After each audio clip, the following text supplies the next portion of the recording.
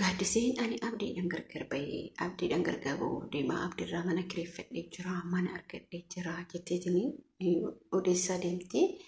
Gizee kaan immoo gaaddise yoo viidiyoo kiyya kana ka dhageettu taate otoo akka tasaallee ka argitu taate dhaamsa nasiha dhaamsa takkasii dhaama jechuudha. Dhaamsa nasi dhaamu dhaamsa isaanii.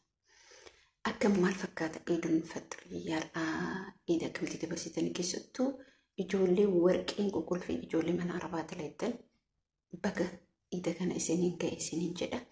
Ijoollee mana arabaa talattan baay'ee takka isin jaalladha. Wallaahi billaahi isin jaalladha. Dhibbumaan dhibbarate jechuudha. Assalaamu alaikum warahmatullahi wabarakatuh. Akkam jirtu nagaa keessanii fayyaa keessanii isiniin jecha analee nagaa goota alhamdulillah galatti rabbii Eid akka gaarii dabarsinee akka gaarii jirra isin bira akkamii isiniin jecha barbaada. Mee viidiyoo keenya kana dursaa laayik godhaa seer godhaa yaada keessanillee kennadhaa isiniin jecha barbaada. Dhimmi addaan dubbachuu dhufee dhimma waa'ee gaaddisee fi waan xiqqishoota akka ishee dhaamuu barbaada. Dhaamsa obbolummaa dhaamsa hanga namaa tokkotti akka namaa tokkotti isii dhaamuu barbaada jechuudha. Mee dursaa abdiin kun nama akkam jettee nu dhiisatee abdii namoonni akkatti abdiin nama kaleessaa har'a akka nuyi akkasii miidiyaatti dhufee miti jechuudha. Nama yeroo dheertuu miidiyaarra ture akkasii isin jechuu barbaada. Kanatti aansuudhaanii wanni isin jechuu barbaadu gaaddisee wanni dhaamuu barbaadu abdiin kun nama akkam yeroo akkatti ilaaltu yeroo akkatti teelemaa kophaa kee yaaddu kanatti nama akkam jettee yaadda. Ani illee kooftuudhaa ani hin dhaaraa ani akkas dubartii bira wanni akkasiin jiru tokko qabaadhu. Dubartiin illikiin bakkeen itti qabattu bakkeen bultii keessatti illikii qabachuun abatan hin jiru. Illikii bultii keessatti nama jaalatamu irratti illikiin qabatamu takka. Lammaffaa ati hamma feetes daa'ima taatus hamma dubartiin hamma feetes daa'ima taatu waa beekti. Wanni beektumaa inni kilaasii isaa akkasitti qoshaashessitee akka mana horii gootu sun dubartiirra abatan hin eegamu. Yartuu tamarraayyuu hamma humna isiititti dubartii yartuunu hin kaafti. Sadaffaa amala kee fokkataa namni xiqqaa guddaan sirratti jibbee kana jijjiiradhu. Maalaati keessan gorsitu? Maalaa dhageetirra gorfin fudhattu? Dubartiin namarraa dubartiin ibsu dhiirumtuu namarraa gorsiin fudhannee dhoqqa keessa seeni keessaa ba'uu hin danda'u. Viidiyoo keetirratti abdii baay'ee gammade. Gammaduun isaa ati irraa bayoodha. Namni nagaa barbaada. Isa mataa dhukkubsitee uf mataa of dhukkubsitee mee fuuluma kee kana fidii mastaawwatii keessatti of laali. Akka kalee jirtu farra jirtu garaagarummaa qabu. Ati abdii ni jaalatta ni beeku. Murteen ijoolleen sitti murteessa warroonni koomantii hundi isaanii maal inni sitti murteessa ati abdii gonkumaan taatu. Ati ni taata abdii akka yaada kiyyaatti. Isa jaalannaan waan kana raawwachaa jiraatta. Isa jaalannaan lubbuu nama tokkoo baasuuf dhaabatta. Lubbuu nama baasisiin hin jiru beeke. Garuu nama jaalatan waan hundaa hin ta'an. Dubartiin gaaf nama jaalatte waan hunda balleessitee nama sana argachuu barbaaddes. Kanas ragaa si ba'a. Inni itti aanummaa inni manni ragaa si gochuu barbaadu. Amala kee kana ofirraa haqa keessa keetii haqe. Keessa keetii gaafa haqxee abdii qabatte ati addunyaa akkarallee milkoofte. Inni maani yoo isaa qajeelte, yoo isaa miila dugde, yoo isa kabaje, yoo qulqullina isaa eege, yoo nyaata isaatirraa, yoo uffata isaatirraa, yoo mana isaatirraa, yoo waa hunda isaatirraa, yoo haala amala keetirraa, yoo kabaja isaatirraa, kabaja maatii isaatirraa, kabaja hiriyoota isaatirraa taate ati dhumate dubbeentee jechuudha. Inni akka matarratti si baatu. Dubartiin gaafa bultii ijaarattu waa amala maatii isiisan biraa lafa geettee amala haaraa baafti. Ana amma akkatti ilaaltan kun gaafa maatii kiyya bira jiruu fi gaafa mana arabaa seenu garaagarummaa qabu. Ani isiniif miti ijoollee na beektu hin jirte jechuudha. Gaafa maatii kiyya bira jiru eenyumaa taanaan ijoollee na beektu eenyumaa taanaan fuuldura dhaabbadha. Tokko maalin ijoollee baadiyyaa irratti qe'ee haxiree warra keenya ta'ee haxiree maatii kiyyaa ta'ee qabee namaatti kenna waa irra ba'e taana waa simbiraa achi waa irra ba'e taana eenyuma dura dhaabbadha. Kuni maalirree namni na tokko nama dura dhaabbadha. Maatii kee namni tokko dura dhaabbadha. Gaafa biyyaa baatu amala duraan qaba.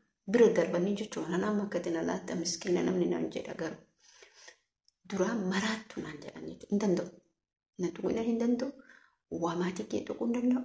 Waa warra keenya ani jiraa miti namni walitti hin danda'u. Gonkumaa hin danda'u. Abada. Ammas maatirratti hin danda'u. Eenyumaa yoo ta'e hin danda'u. Bultii fi biyyaa ba'uun waa hundaas jijjiira. Amala kee duraanii lafa keetti amala haaraa. Amala haaraa uffatee baatu kan namaa wajji jiraattu, kan abbaa manaa wajji jiraattu, kan jaalallee kee wajji jiraattu, kan bultii keetti walitti qabattee jiraattu. Bultiin kee immoo waan hundaa caala. Maatiin kee maatii keetii irra sii darba. Abbaan manaa kee gaafa aare irra sii darba. Si galee amaloota kana jechuudha. Hunduma amala fokkataa lafa keenya amala haaraa isa bultiif ta'u isa mana arabaatti hin dalagan hunda baafna. Ijoolleen nu bichaa midhaan bichaa ijoolleen mana namaa dalagu hundi isii gisee biyya maatii isii bira jiran leenca qeerransuma itti makka tuqaan danda'an gaafa biyya ambaa seenan waa hundumaa lafa kaa'anii maal fidarree amala haaraa baasa. Amalli haarootti suni maal sii fide faayidaa guddaa sii fide. Siifis barumsa ta'a. Jijjiirama guddaa qabda. Bultii keetii irratti jijjiirama qabda. Sirriidha garuu gaafa bultii ijaartee akka qabattu. Ati amma wanni kana si goosisee gaaddisee amma fakkeenyaaf wanni goosite jaalala abdii qabdi. Garuu akkitti abdii kanatti qabattu wallaalte. Akkitti jaalala isaatti ibsitu wallaalte. Abdiin nama gattaa'ee gaaddisee haasofsiisuu miti. Irraa deebi'a. Maaliif namni hin dogongora waan ta'eef. Dhugaa abdiileen arga namni gaafa waan tokko keessa ni dogongora. Gaafa dogongora immoo rakkoo guddaatu dhufa. Kanaaf utoo isa ta'ee mucaa kana daddafee nikaa godhatu amantaa isa jijjiirsisu sirnatti seenuudha. Maatiin gaaddisa illee immoo mucaa kanatti taphatuun qaban. Ilmoon durbaa hamma ammaatu dhiira wajji hanga kana turu namni kun gaarii ta'uu isaati. Utoo ka biraa ta'ee hamma kanan teessisu isin galee. Kanaafuu ati amala kee sirreeffadhu. Shamarran hedduutu jira. Warroonni gaa'elan jaalatin. Shamarran hedduu warroonni jaalallee isaaniitiin wal dhaban. Warroonni abbaa manaa isaaniitiin wal dhaban. Inni guddaa maanni amaloota garaagaraa qaba ilmi namaa. Takki yoo isa jaalatte maatiin jaalattu. Takki yoo maatii isaa jaalatte isan jaalattu. Yookiin hiriyaa isaan jaalattu. Yaani amaloonni kun garaagarummaa qaba. Amaloota garaagaraa kana sirreeffachuuf immoo dirqama nuti maal godhuu qabna? Amala keenya sirreeffachuu qabna. Amala keenya nama wajji akkitti jiraannu yoo duraan qeerransa ta'an amma immoo tasgabboofnee leenjifnee kanaan jiraachuu qabna. Isin jechuu barbaada malee ani akkasii ani amala qabaa illeen illi kaayaa ani akkana jiru hin taatu abadan. Kanaa fakkaatti isin jechuu barbaada.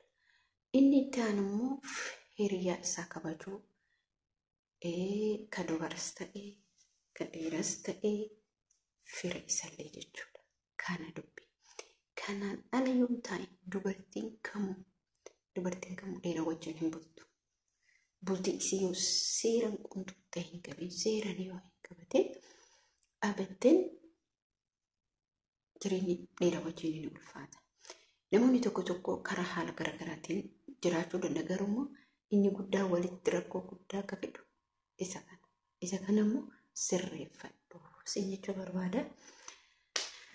Buleen kiyyaa viidiyoo kiyyaa asumarratti dhaabaa hamma viidiyoo biraatti walitti deebinutti nagaannaa turaa baay'ee jaalladha baay'ee isin kabaja. Hamma tokkotti na jajjabeessoo jirtu ani illee jajjabaachaa jira.